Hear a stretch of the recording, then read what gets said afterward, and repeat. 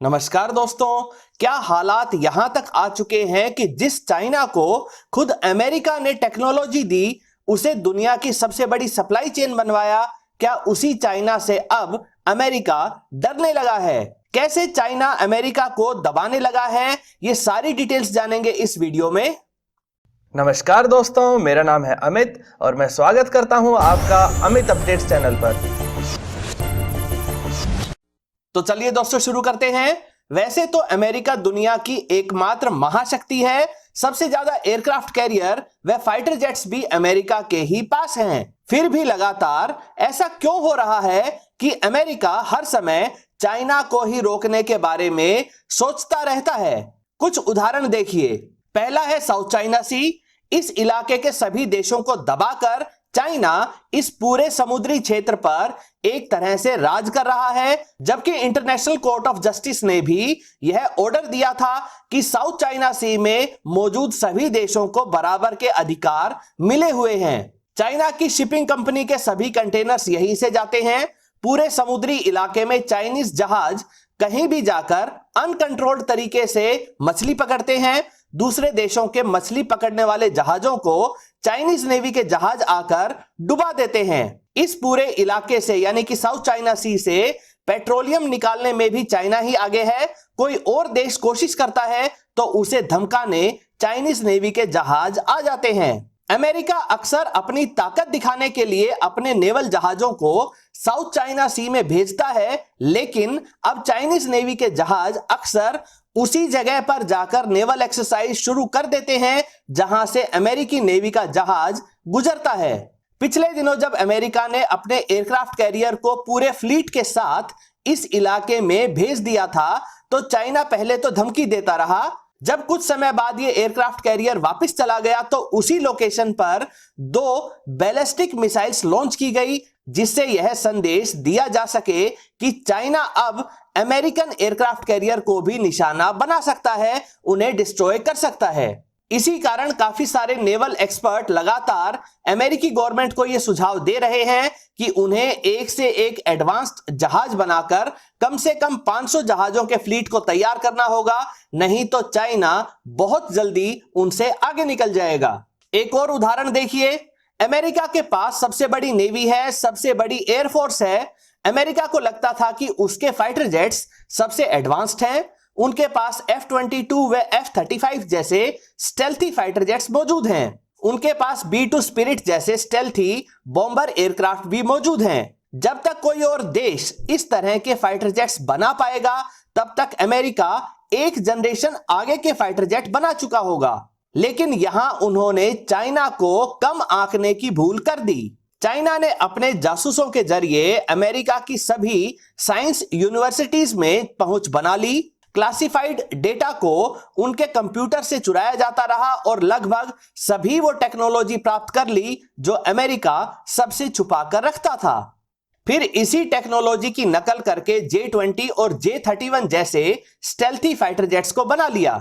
अमेरिकी Black Hawk helicopter को copy करके G-20 बना लिया। यहां तक कि B-2 स्पिरिट की नकल करके H-20 जैसा स्टेल्थी बॉम्बर एयरक्राफ्ट भी बना लिया है। रिवर्स इंजीनियरिंग करने में चाइना ने अपने सबसे बड़े मित्र देश रशिया को भी खूब धोखा दिया। उनके Su-27 को रिवर्स इंजीनियरिंग करके J-11 बनाया। Su-35 को कॉपी करके J-16 बना लिया।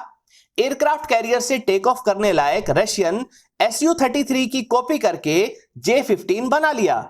अब अमेरिका के सामने समस्या यह आ रही है कि चाइना ना सिर्फ हर तरह के हथकंडे अपनाकर उनकी टेक्नोलॉजी प्राप्त कर रहा है, बल्कि उन्हें कॉपी या रिवर्स इंजीनियरिंग करके इतनी तेजी से और इतनी बड़ी संख्या में बना रहा है कि अमेरिका को अब चाइना से बहुत ज्यादा टेंशन होने लगी है। बल्कि अब तो अमेरिकी एक्सपर्ट भविष्य में चाइना और अमेरिका के बीच होने वाले संभावित टकराव से डर रहे हैं। इसी कारण एविएशन एक्सपर्ट कह रहे हैं कि अमेरिका को जल्दी से जल्दी 6th जनरेशन के फाइटर जेट की फ्लीट को तैयार करना होगा, नहीं तो चाइना यह काम उससे पहले कर लेगा। तीसरे पॉइंट में बात करते हैं ट्रेड व रेयर अर्थ मिनरल्स की। अमेरिका ने चाइना को पहले ताकतवर बनवाया, अपनी टेक्नोलॉजी दी, अपनी काफी सारी कंपनीज को चाइना में फैक्ट्री लगाने के लिए इंसेंटिव दिए। लेकिन ज्यादा मुनाफा, कम लागत और बिल्कुल आसान लेबर लॉस का फायदा उठाने के लिए लगभग सारी अमेरिकी कंपनियां चाइना पहुंच गई। यहां तक तो अमेरिका खुश था, लेकिन जब इन्हीं कंपनीज की टेक्नोलॉजी का इस्तेमाल करके चाइना में हजारों कंपनीज और बन गई जो वही सामान सस्ते में बेचने लगी, तो अमेरिकी कंपनियों के होश उड़ गए।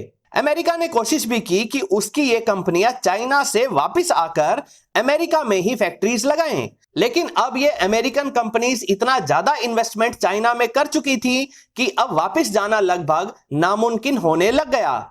अमेरिका ने सोचा कि जब चाइना से एक्सपोर्ट ज्यादा होने लगेगा तो उनकी करेंसी की वैल्यू डॉलर से भी ज्यादा हो जाएगी, जिससे चाइना मोबाइल, टीवी व दूसरे हजारों प्रोडक्ट्स को सस्ती दर पर नहीं बेच पाएगा। लेकिन चाइना ने चालाकी दिखाते हुए अपनी करेंसी को डॉलर से काफी नीचे ही आर्टिफिशियल तरीके से पैक करके रखा, जिससे चाइनीज सामान हमेशा सस्ते ही बने रहे। अमेरिका सिर्फ देखता रह गया। अब अमेरिका ट्रेड संबंधी सैंक्शंस लगाकर चाइना को दबाने की कोशिश करने लगा। ज्यादा मुनाफे के लिए चाइना में पहुंची अमेरिकी कंपनियों का ही सामान इन सैंक्शंस की वजह से रुकने लग गया। मजबूरन ये सैंक्शंस भी अमेरिका को हटाने पड़े, यानी अमेरिका अब अपने ही बुने जाल में बुरी तरह से फंस गया है। इसी तरीके से अमेरिका ने उन रेयर अर्थ मिनरल्स की माइनिंग को अमेरिका में पूरी तरह से बंद कर दिया, जिनकी आवश्यकता इलेक्ट्रॉनिक कंपोनेंट्स, अंतरिक्ष में इस्तेमाल होने वाले उपकरण, मिसाइल्स के पुर्जे व रडार के उपकरणों में होती है। चाइना से यही रेयर अर्थ मिनरल्स सस्ते में अमेरिका को मिल रहे थे। अब जब अमेरिका इन्हीं रेयर अर्थ मिनरल्स के लिए चाइना पर पूरी तरह से निर्भर हो चुका है, तो अब चाइना इन्हें बहुत ऊंची कीमत पर बेचने लग गया है। कई बार तो बेचने से ही मना कर देता है। अमेरिका दोबारा इनकी माइनिंग शुरू करना चाहता है, लेकिन अब दोबारा सारे उपकरणों को लाकर फैक्ट्री तैयार करने में बहुत लंबा समय लगेगा।